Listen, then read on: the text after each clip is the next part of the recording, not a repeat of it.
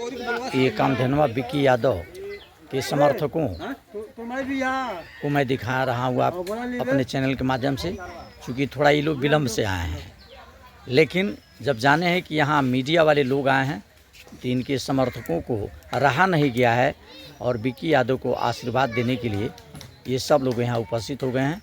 बहुत बहुत धन्यवाद विक्की यादव जी को, क्योंकि ऐसे बुजुर्ग लोगों का आशीर्वाद आपको मिल रहा है, इसके लिए बहुत बहुत धन्यवाद।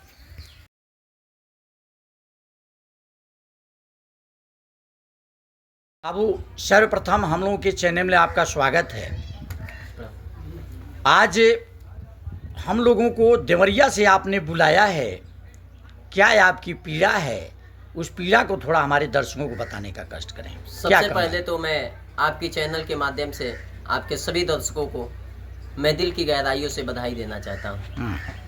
देखिए, हम लोग लगातार ग्रामीण अंचल से उठ के आते हैं, हम युवा हैं और लगातार आज तकरीबन 6-7 सालों से लोग की सेवा हम लोग कर रहे हैं और लोग की सेवा हम लोग घर से लेकर घाट तक, घाट से लेकर घर तक सभी समस्याओं में रहते हैं, लोगों के साथ कंधे से कंधे मिलाकर चलने का काम करते हैं। और हम लोग एक युवा हैं और आज युवाओं के प्रति सरकार की जो मंशा है, इससे कहीं ना कहीं हम लोगों को बहुत पीड़ा के साथ इस बात को कहना चाह रहे हैं कि सरकार, वर्तमान सरकार जो सरकार सत्ता में बैठी है, हम लोगों के त्रिस्तरीय पंचायत चुनाव को लेकर मैं इस बात को कहना चाहता हूं कि ये सरकार आखिरकार त्रिस्तरीय पंचायत चुनाव समय पे क्यों नहीं करा पाई, इसका रीजन क्या रहा।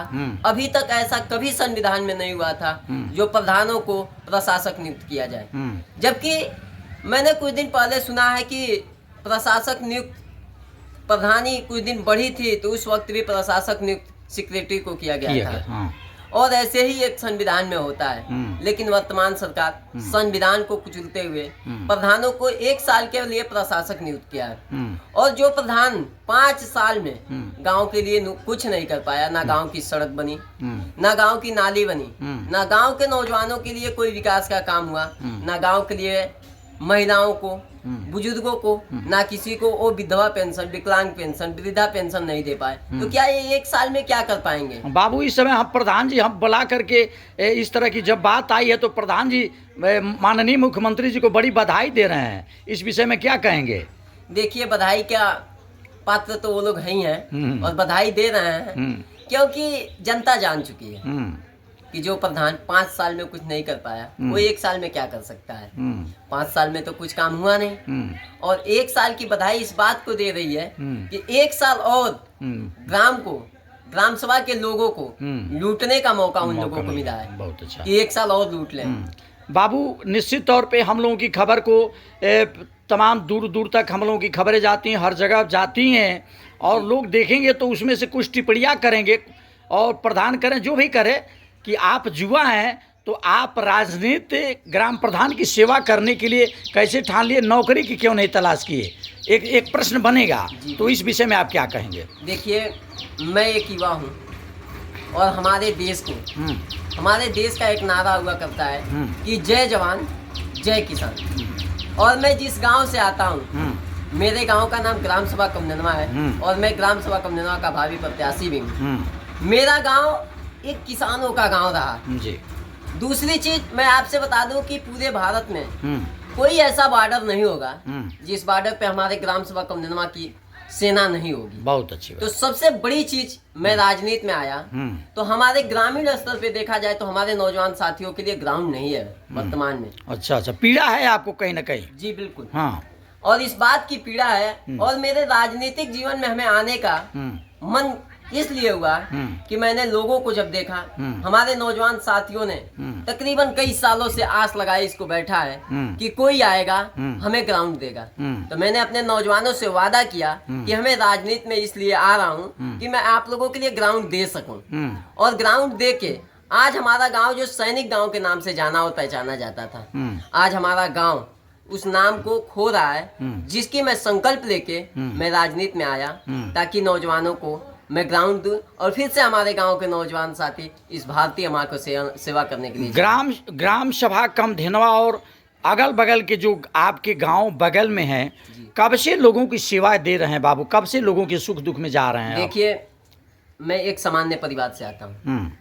मैं एक किसान का बेटा हूँ और हमारी पिता की मृत्यु, बड़ी दुख की बात कह रहा हूँ आपसे जी कि हमारी पिता की मृत्यु 30 अक्टूबर 2020 को हो चुकी।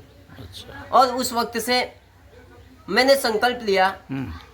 देखिए, इस बात को कहना नहीं चाहिए, लेकिन इस बात को मैं आपके चैनल के माध्यम से कह रहा हूँ कि जब पिताजी की हमारी डेथ हुई तो उनकी अंतिम विदाई में जिस तरीके से, जिस लाड और प्यार से जिस लोगों ने आया, मैं उस दिन उस संकल्प लिया कि मैं अपने लोगों को खोने नहीं दूंगा। अच्छा, बहुत। मेरे पिता एक सामाजिक आदमी थे।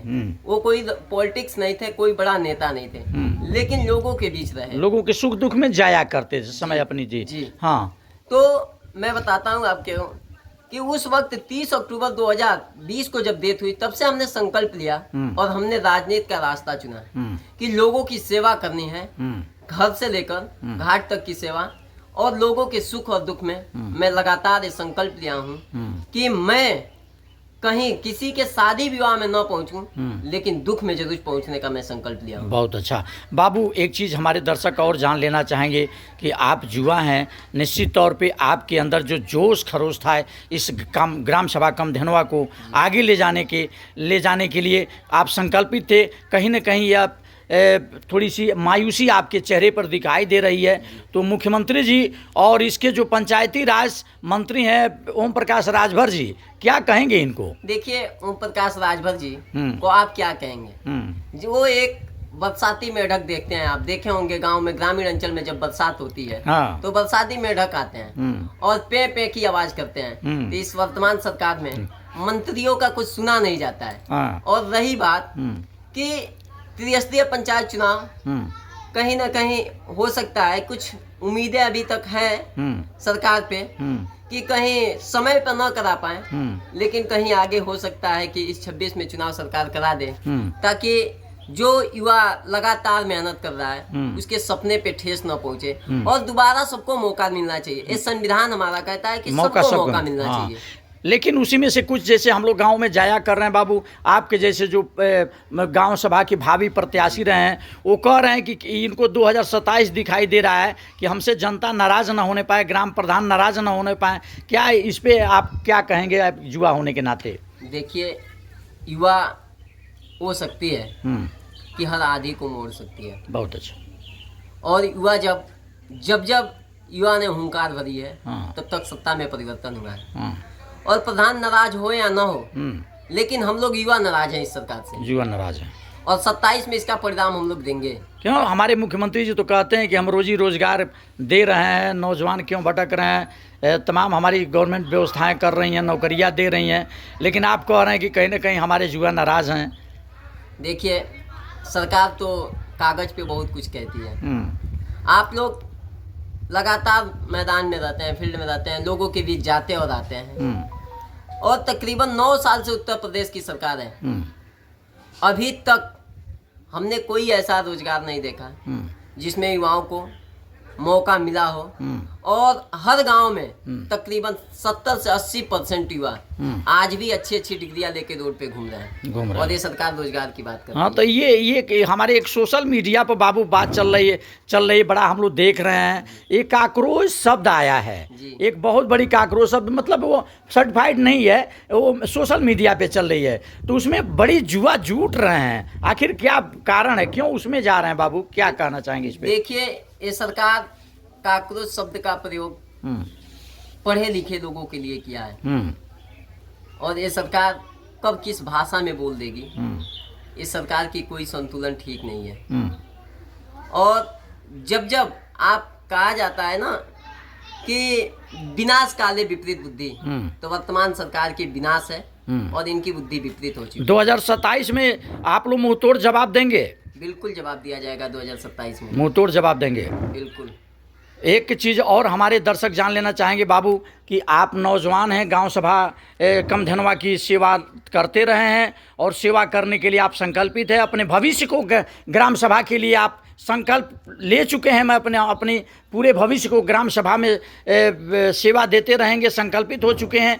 तो एक निश्चित तौर पे मान लीजिए, यदि ग्राम सभा की जनता समय आने पर यदि मौका आपको देती है, तो तो विकास के कौन कौन से रास्ते अख्तियार करेंगे?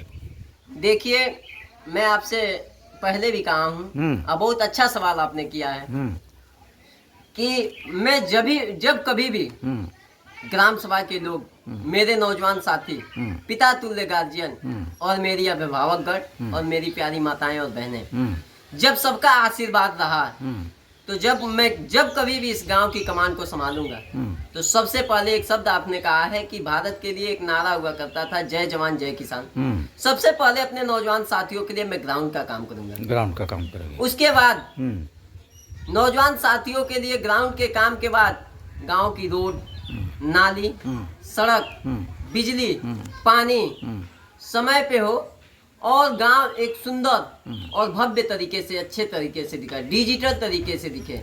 क्योंकि अभी भी गांव, आपने देखा होगा कि एक जमाना 2G का हुआ करता था, लेकिन आज भी जनप्रतिनिधि 2G में ही चल रहे हैं और जमाना आज 6G में जाने वाला है। तो मैं उस तरीके से विकास करना बाबू, क्या आपको लग रहा है कि आप चूंकि गांव की सेवा कर रहे हैं, क्या आपको लग रहा है कि जो आप ग्राम सभा की विकास होने चाहिए उस हिसाब से विकास नहीं हो पाया? कहीं ना कहीं आपको तकलीफ है इस बात को लेकर के?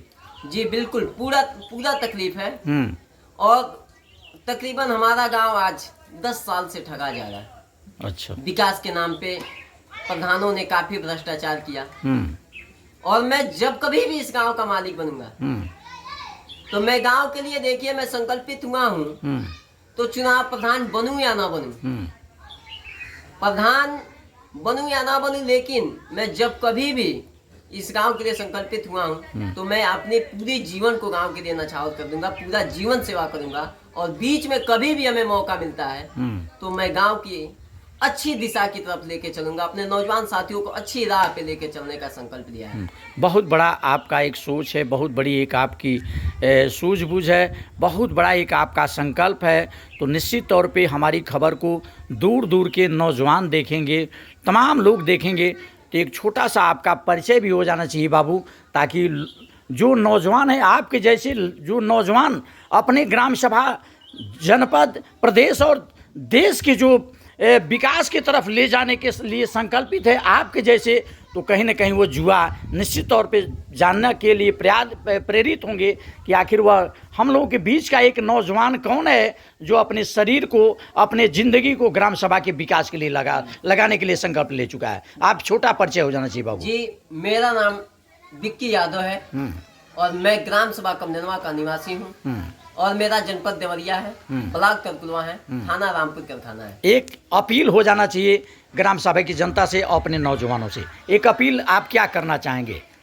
कि मैं अपनी ग्राम सभा की जनता से हाथ जोड़ के विनती करूंगा, निवेदन करूंगा कि ए ग्राम सभा की तुल्य जनता, सरकार जब कभी भी चुनाव कराए, आप लोग एक बार हमें मौका दीजिएगा। मैं आपकी सपनों को साकार करूंगा, आपके दुख और सुख में साथ चलूंगा, आपकी आवाजों को सड़क से लेकर सदन तक जाने का काम करूंगा। और आप लोगों से कहना चाहता हूं, आप उसी व्यक्ति के साथ कंधे लगाइएगा जो व्यक्ति आपके दुख को बांट सके, ना कि आप उस व्यक्ति के साथ आप लोग कभी कंधा मत लगाइएगा जो आपकी दुख में और आपको दाब सके। कहीं इसमें झूठ तो नहीं बोल रहे हैं बाबू? चुनाव लड़ने वाले चाहे नेता हों, विधायक हों, सांसद, सब लोग ऐसे वादा करते हैं।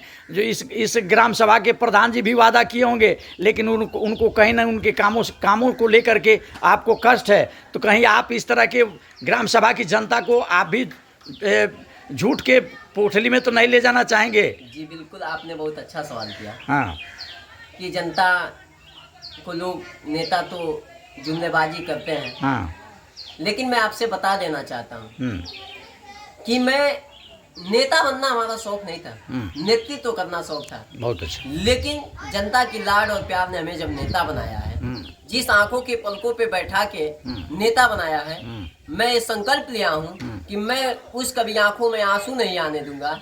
और रही बात, तो मैं आपसे बताना चाहता हूँ कि मैं एक युवा हूँ और मैं राजनीति के पहले पड़ाव पे, पहले स्टेप पे मैं कदम रखा हूँ। और मैं जब जनता को धोखा दूंगा तो जनता के न्याय में किसी वकील की पैरवी नहीं चलती है। तो मैंने संकल्प लिया है कि कभी मैं जनता को धोखा नहीं दूंगा, चाहे मेरी कुर्बानी मंजूर है, लेकिन मैं अपने जनता को धोखा नहीं दे सकता हूँ। बहुत बहुत धन्यवाद।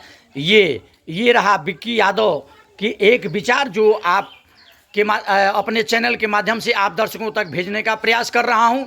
सबसे बड़ी बात है, मैंने पहले भी कह दिया कि नौजवान जिधर मुड़ जाते हैं इतिहास उधर ही लिखा जाता है, चाहे वह देश हो, गांव हो, प्रदेश हो। नौजवानों से इस देश की इतिहास बनती है और नौजवानों से इस देश की इतिहास बिगड़ती भी है। तो कहीं ना कहीं इस त्रिवर्षीय चुनाव को लेकर के ऐसे जो युवा हैं, ऐसे जो नौजवान हैं, इनके ऊपर, इनके दिलों पर कहीं ना कहीं बहुत बड़ा कष्ट है। और निश्चित तौर पे मैं माननीय मुख्यमंत्री जी से यह निवेदन करना चाहेंगे कि महोदय, ऐसे युवाओं को एक बार मौका दिया जाए ताकि इन बच्चों के ऊपर, आपके सरकार के ऊपर, आपके ऊपर ऐसे नौजवानों का एक विश्वास बना रहे। समय से चुनाव कराने का कष्ट करेंगे, फिर पुनः विचार करेंगे। बने रहिए हमारे खबर के साथ। जय हिंद, जय भारत।